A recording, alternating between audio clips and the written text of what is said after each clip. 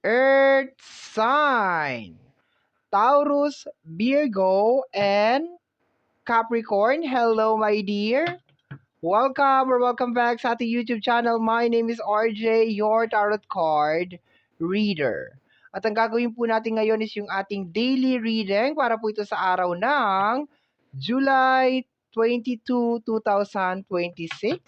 Titingnan po natin kung ano mga eksena, kaganapan at kung ano-ano pa na maaari mong makasalubong sa araw na ito. Pero before po tayo mag-proceed or magpatuloy sa ating reading, hayaan niyo po sana na kunin ko itong pagkakataon na ito na makapagpasalamat. Maraming salamat po sa ating mga abangers, sa mga walang sawang naghihintay at nag-aabang ng kanilang mga readings. Thank you very much. Gusto ko rin pong pasalamatan yung ating mga bagong subscribers. Hello my dear, welcome po sa ating channel. Sana po ay mag-enjoy po kayo dito at sana yung mga readings na ginagawa natin ay nakakatulong po sa inyo or nakakatulong po sa ating lahat. Okay, so tingnan natin my dear. Anong meron sa araw na ito? July 22, 2026, Earth sign.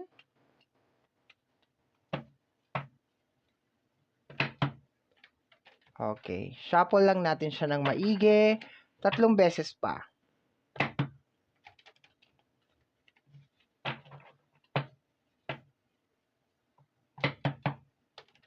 Okay, isa pa.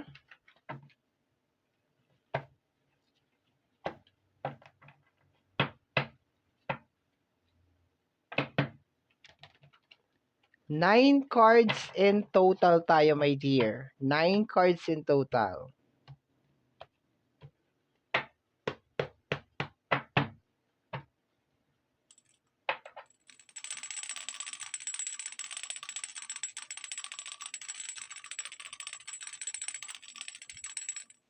Okay. First card mo ay The Eight of Pentacles. Okay. Ito yung literal na kanta ni ni Rihanna. Work, work, work, work, work. Tananana, work, work, work, work, work. Trabaho, trabaho, trabaho. Okay. So tingnan natin kung anong kasama niya. The Eight of Sword. Angel number 88. Okay, my dear. This is a motivational, okay? As in like motivational. And paliwanag ko lang si Eight of Sword ng mabilisan, no?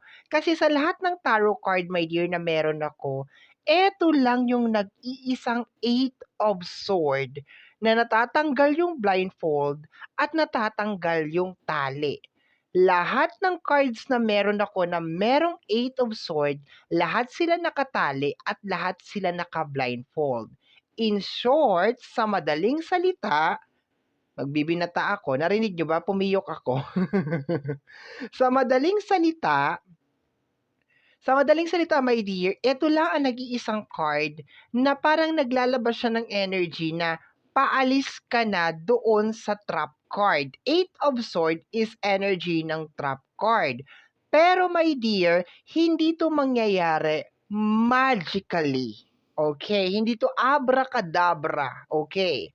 Ibig sabihin, Eight of Pentacles, sinasabi dito my dear na kung gagawin mo lang at ipagpapatuloy mo lang yung ginagawa mo ngayon, malaki ang posibilidad na sooner than later, aalis ka na sa isang sitwasyon na hindi mo gusto. Okay?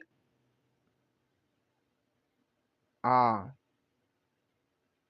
And possible, my dear, para makareceive ka ng confirmation na nasa tamang landas ka na ginagawa mo, makaka-receive ka or makakakita ka ng 88, like 88, ganon.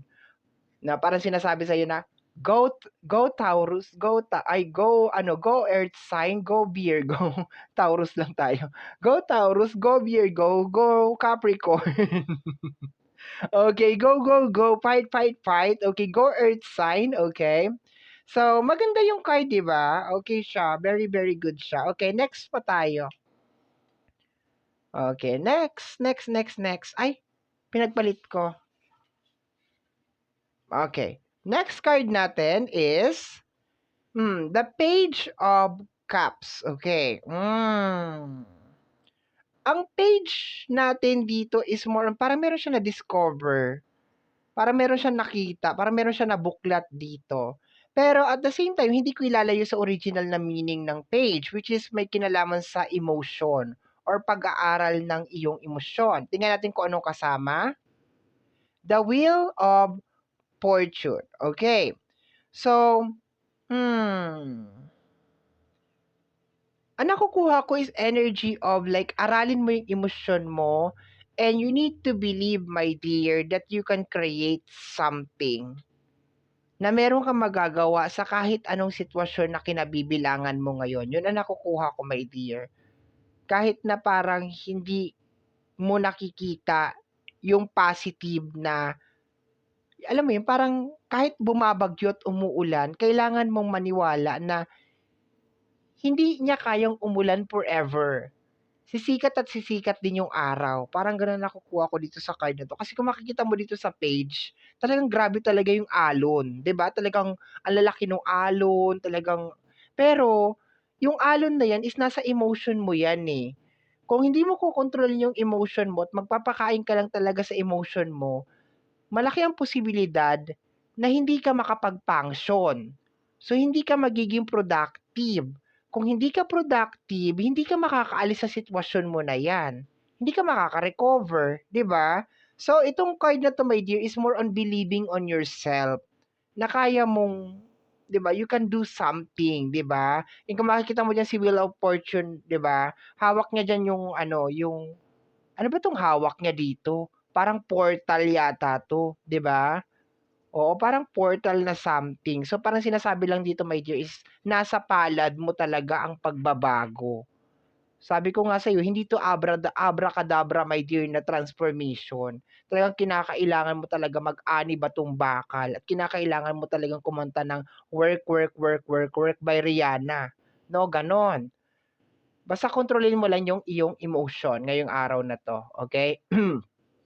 Next card is the Three of Sword. Patay tayo diyan. Okay, sa Three of Sword is possible na marami kang kasi dalawa ang Three of Sword dito. Okay. So possible, my dear, na marami kang parang makikita or mababasa or actually ang pagkakaintindi ko sa Three of Sword na 'to is more on parang confirmation ng mga hinala mo. So, 'pag gano'n, posibleng makaapekto talaga sa emotion mo kasi mako-confirm siya ngayong araw na ito. So, nagkakaroon ng mga confirmation. So, possible na maging distraction yon para maging, alam mo yun, maging productive ka. Paki-clarify nga po ito. The Six of Wands. Konektado dun sa success mo, my dearie. So, ngayong araw na to, meron kang mga madidiscover. Meron kang mga malalaman, my dear, na posibleng dumurog sa puso mo. Okay? Or mag-trigger sa emotion mo, my dear. Pero kagaya nga ng sinasabi, my dear, sa energy ng Page of Cups at saka Wheel of Fortune, kailangan mo kontrolin yung emotion mo, my dear.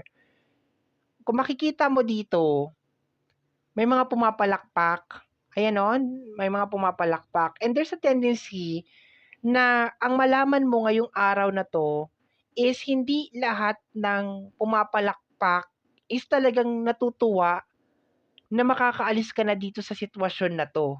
'Yun ang nakukuha ko. Parang hindi lahat ng parang very, very supportive sa'yo, my dear earth sign, is talagang totoo na supportive. 'Yun ang nakukuha ko dito sa dalawang card na 'to.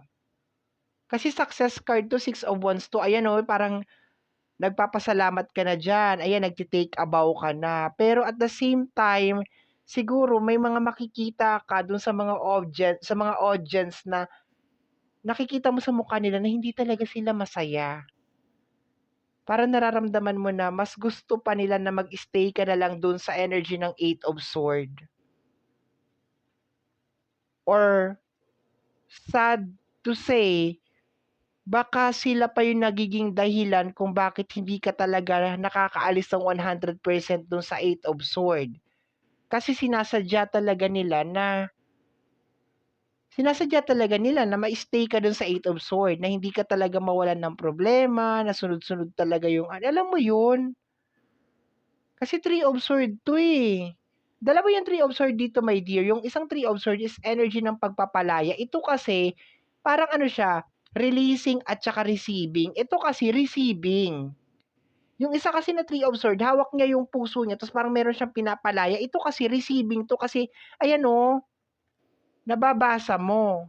Hindi ko naman pwedeng sabihin, my dear, na magpipill ka at hindi ka magiging successful. Kasi, sinasabi naman dito na, paalis ka na doon sa cycle na yon. Paalis ka na diyan sa lugar na yan kung nasaan ka, kung ano man yung sitwasyon na pinagdadaanan mo.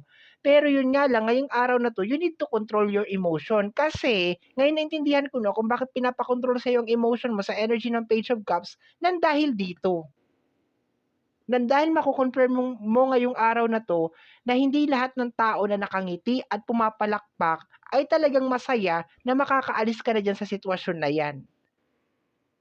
Pero kinakailangan mo mag-focus na, okay, wala akong pakialam kung masaya kayo or hindi. Basta ako aalis na ako dito. Parang I have enough. Parang ganon. Okay. Let me see. Next card, my dear, is the Ace of Cups, Freedom. Malapit na talaga, my dear. Dire-diretso lang. Go lang. Ngayong araw na to, kontrolin mo lang talaga yung emotion mo. Clarification nga is the energy of the Knight of Wands. Aalis ang aalis. At tumigil ang mundo. Ayan. So, mag-e-edit na naman po ako kasi nakalimutan kong magbura ng files at na full storage po ako. Ayan. So, nandito tayo, my dear, kanina, no? Pasensya na po. Ganyan po talaga ang buhay. Okay. So, dito, my dear, sabi ko is aalis ang aalis. 'Di ba? Kasi hindi naman aalisin sa'yo yan, my dear. Hindi naman yan tatanggalin sa buhay mo kung mayroon yan magandang magiging benefits sa'yo. 'Di ba? To the point na ipapakita sa'yo ngayong araw na ito na kung ano man 'to na ipapakita sa'yo na, 'di ba, blockage pala itong kung sino man ito, 'di ba? So, you just need to let it go. Just accept it, my dear, okay? And focus ka lang talaga dun sa kung ano yung dapat na dapat na maayos, dapat na ma-settle dun sa pinaka-goal mo. Ganun talaga, my dear, okay? Parang nung namatay yung cellphone ko, ganun talaga. Ganun talaga, nakalimutan ko magbura ng ng files. Okay, bottom deck of the card or the hidden message is the energy of the High Priestess. Okay, so tuwing lumalabas talaga si High Priestess, talagang lagi may pasabog talaga, lagi may mga nangyayari. So, ang nakukuha ko dito is more on revelation, okay? Is more on talagang mayroong mga mabubunyag ngayon, meron kang mga makikita. Hindi naman literal na as in like, pero I can feel na this is mangyayari to inside, no? Parang makikita ng dalawang mga mata mo na, okay. And parang na mararamdaman mo may something off, na parang may mali. Na para bang basta may mabigat na energy. Okay, may mabigat na energy sa isang tao o sa isang basta mararamdaman mo talaga siya, may dear revelation, and there's a tendency na makaramdam ka ng matinding kalungkutan kasi nga 'di ba? Baka hindi naman 'to iba sa'yo or 'di ba, baka kapamilya mo, 'di ba, kakilala mo, kaibigan mo. Um, pero gano'n po talaga, 'di ba, gano'n po talaga yung buhay. So, we just need to accept it and we just need to move forward. Ang mahalaga, my dear, is paalis ka na sa sitwasyon na yan. Okay? So, my dear, yan po ang nasagap natin na message energy para sa araw na ito, July 22, 2026. Kagaya po ng lagi kong nasasambit or lagi kong sinasabi, ang tanging hiling at dasal ko lamang po sa ating buong may kapal na ang mga readings na ginagawa ko ay nakakatulong po sana sa ating lahat. Maraming maraming maraming salamat po. Thank you, my dear. Bye-bye.